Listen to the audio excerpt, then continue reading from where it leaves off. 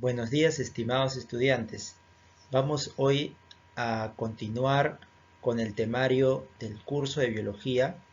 El tema que hoy nos toca estudiar es taxonomía.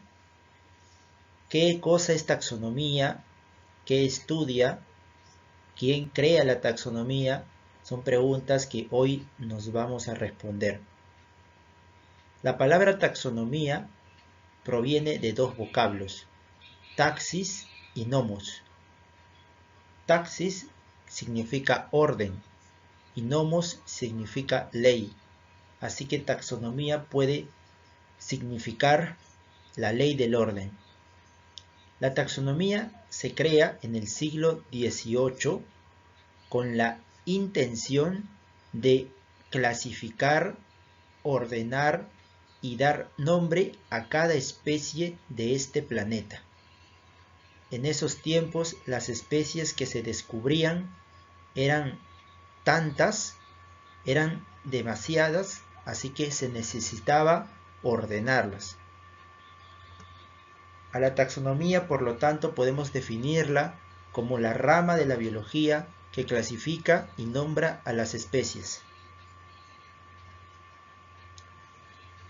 En taxonomía hay varios sistemas de clasificación, pero el sistema oficial se llama binomial y fue propuesto por el señor que ven ustedes en pantalla.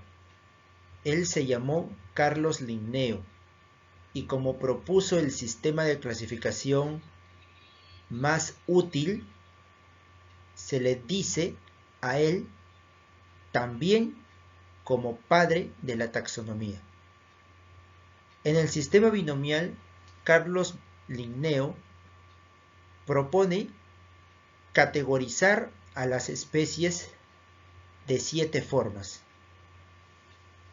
en reinos, filums o divisiones, clases, órdenes, familias, géneros y especies. Pon acá mucha atención para que tú puedas entender la relación que hay en estas 7 categorías. La categoría más general es el reino, ya que un reino es un conjunto de filum o divisiones. Y un filum o división es un conjunto de clases. Una clase es un conjunto de órdenes, un orden es un conjunto de familias, una familia es un conjunto de géneros y un género es un conjunto de especies. Entonces, cada categoría está incluida en la otra. Y como la especie es la categoría mínima, se dice por eso que la especie es la unidad básica de clasificación o también la unidad básica de la taxonomía. La diferencia entre filum o división es que el filum es usado en la clasificación de los animales, mientras que la división es utilizada para clasificar a las plantas. Carlos Linneo también establece un nombre científico para cada especie. En el siglo XVIII, a los animales y las plantas se las llamaba por sus nombres vulgares, así como llamamos hoy a un perro de varias formas, pero todas vulgares. De igual forma, en esos tiempos ocurría. Así que para evitar las confusiones entre los nombres, se le otorga a cada especie un nombre científico, el cual es válido en cualquier parte del planeta. Así que por más que tú estés en Rusia, en Japón o en Brasil, ese nombre científico es válido. Por ejemplo, el perro tiene como nombre científico Canis familiaris. El hombre o ser humano tiene como nombre científico Homo sapiens. Así que si tú quisieras estudiar a la especie del perro, tú tendrías que ser específico en decir qué tipo de especie es la que tú quieres estudiar. Es decir, cuando tú solo dices perro, se puede referir a varias especies. Por lo tanto, tú debes ser específico y decir que quieres estudiar al Canis familiaris. De esa manera, cualquier científico te va a entender.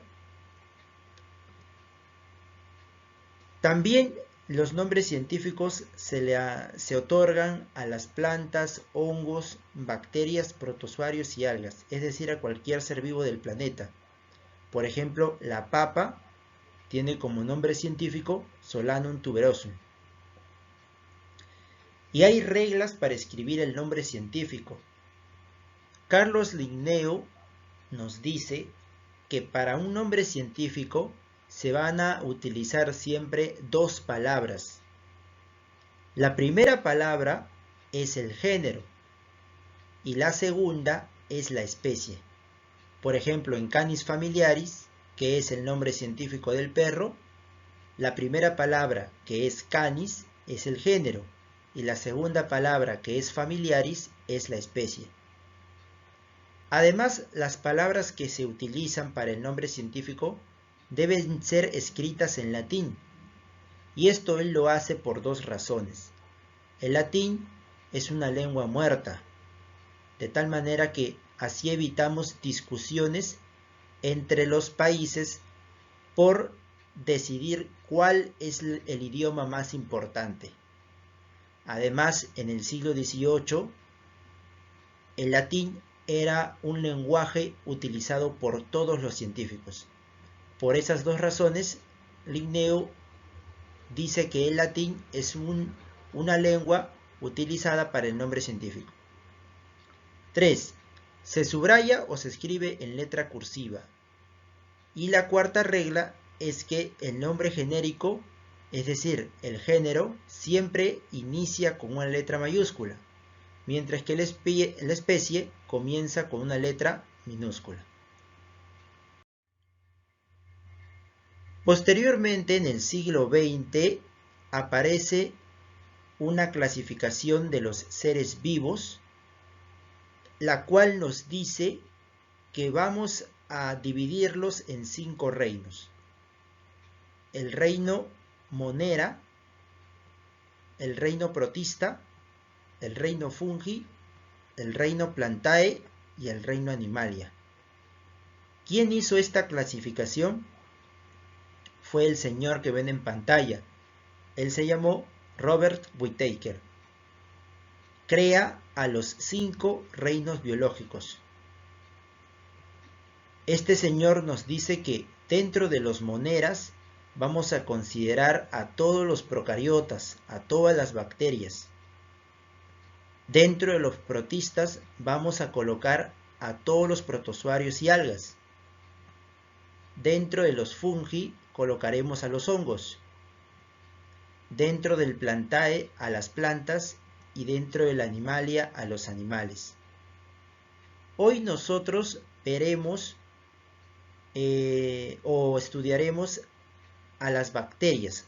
En posteriores clases estudiaremos el reino protista, fungi, plantae y animalia. En pantalla ustedes pueden ver a una bacteria. Una bacteria es un organismo microscópico, mucho más pequeño que una célula. Una bacteria, no por ser pequeño, no es un ser vivo. Todo lo contrario, es un ser vivo. A pesar de su tamaño, la bacteria tiene la capacidad de reproducirse, de metabolizar, de consumir alimento y hasta de crear su propia energía. Las bacterias descubiertas actualmente son de 3 tipos. Arqueobacterias, que son las que viven en ambientes hostiles, es decir, ambientes que jamás van a poder ser ocupados por un ser humano, como volcanes, como aguas saladas, como pantanos.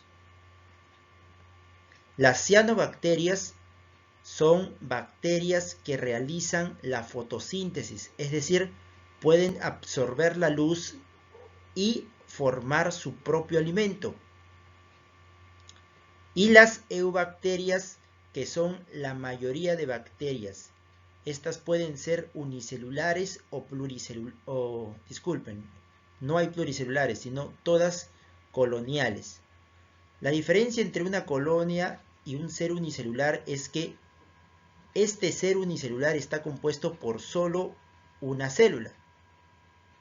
Y la colonia es un grupo de bacterias. Bien, jóvenes, respecto a la teoría, ya está dicho. Si tienen alguna pregunta, ustedes pueden hacerla por escrito o por audio. Muchas gracias por su atención.